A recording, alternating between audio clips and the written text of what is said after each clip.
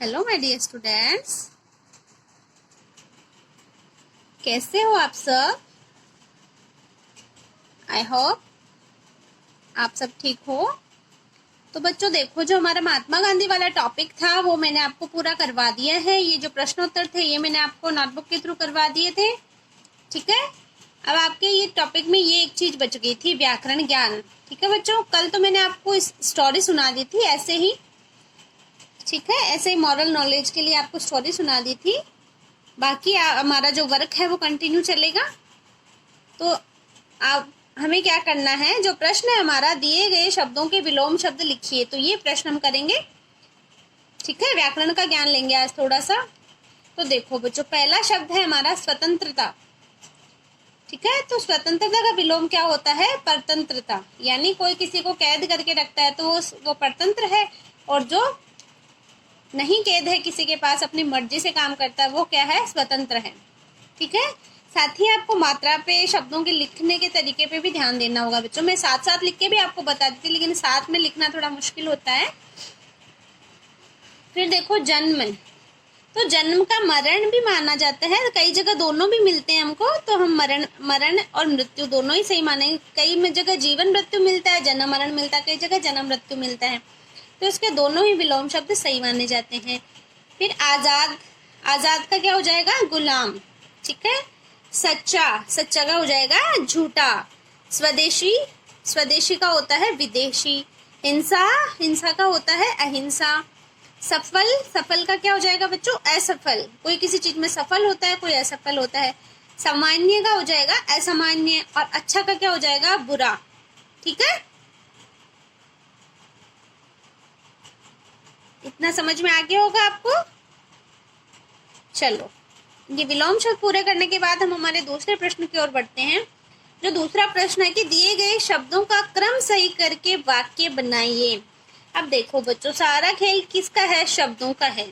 ये जो शब्द है ये इनका क्रम चेंज कर दिया है, बदल दिया है इनको इधर उधर, इसलिए वाक्य भी बदल गया है। तो अब हमें क्या करना है? सार्थक वाक्य बनाना है। सार्थक का मतलब क्या होता है बच्चों? जिसका कोई अर्थ हो। तो हमें ऐसा वाक्य बनाना है जिसका कोई अर्थ निकल रहा हो। भिखारी रहा मांग भीख है, ये उल्टा वाक्य हो गया। हम सही वाक्य क्या बन जाएगा? भिखारी भीख मांग रहा है। ठीक है, सही वाक्य बन जाएगा भिखारी भीख मांग रहा। फिर आगे का देखो, बिल्ली चाट रही मलाई है, तो इसका सही वाक्य हम कर देंगे बिल्ली मलाई चाट रही है। बड़ी हवा चल है रही ठंडी। ठीक है, और इसका सही वाक्य क्या हो जाएगा हमारा? बड़ी ठंडी हवा चल रही है। या कुछ लोग ऐसे भी बोल देते हैं हवा बड़ी ठंडी चल रही है। ठीक है, लेकिन सही रूप मेरे हिसाब से यही होगा कि बड़ी ठंडी हवा चल रही है। पागल दौड़ सड़क व्यक्ति रहा है पर, तो इसका भी हमने सही क्या लिखा है? पागल व्यक्ति सड़क पर दौड़ रहा है। पागल व्यक्ति सड़क पर दौड़ रहा है। ठीक है बच्चों, तो इस तरह हमने ये वाक्य जमाए हैं। जो वाक्यों का क्रम चेंज, शब्दों का जो क्रम मतलब अधूरा था, इधर उधर किया हुआ था, उसको सही करके मैंने ये वाक्य बनाए हैं। आप भी ऐसे वाक्यों को बनाने की, समझने की कोशिश करें। फिर है प्रश्न संख्या 3, दिए गए वाक्यों में छपे रंगीन शब्दों के स्थान पर एक शब्द का प्रयोग कर वाक्य पुनः लिखिए। तो देखो, जो रंगीन शब्द छपे हैं, जैसे दूर की बात सोचता है, ये चीज लिखी हुई है, दूर की बात सोचता है, तो ये वाक्य बहुत बड़ा है।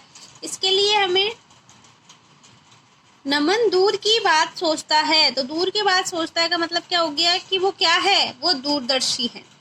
दूर की बात सोचने वाले को क्या कहते हैं? दूरदर्शी है। मेरे पिताजी ईश्वर को बहुत मानते हैं, जो ईश्वर को मानते हैं उनको क्या कहते हैं? जैसे ये पूरा वाक्य है। ठीक है बच्चों, इसके लिए हमें क्या करना है? इसके लिए हमें एक शब्द बनाना है। ठीक है, तो एक शब्द मैंने बना दिया है, साथ में अंडरलाइन कर दिया ताकि आपको समझ में आ जाए कि पूरे वाक्य में वो शब्द कौन सा है। तो देखो, मेरे पिताजी ईश्वर को बहुत मानते हैं, तो मेरे पिताजी आस्तिक है। क्या है? आस्तिक है। राघव काम से जी चुराता है, तो राघव क्या हो गया? राघव हो गया कामचोर। जो काम से जी चुराता है वो कामचोर होता है। गोविंद मिट्टी के बर्तन बनाता है, जो मिट्टी के बर्तन बनाने वाला होता है उसे क्या कहते हैं? कुम्हार कहते हैं। तो मैंने लिखा है यहाँ पे कुम्हार। ठीक है, वंदना चित्र बनाती है, तो वंदना क्या है, चित्रकार है। ठीक है, तो बच्चों ये जो वर्क है आपको आपकी बुक में ही करना है, अच्छे से वीडियो को देखना है और साथ साथ में ये सारा वर्क आपको अपनी बुक में फिल करना है। ठीक है, आई होप आपको अच्छे से समझ में आ गया होगा, और जो भी आपको क्वेरी हो आप कमेंट में पूछ सकते हो।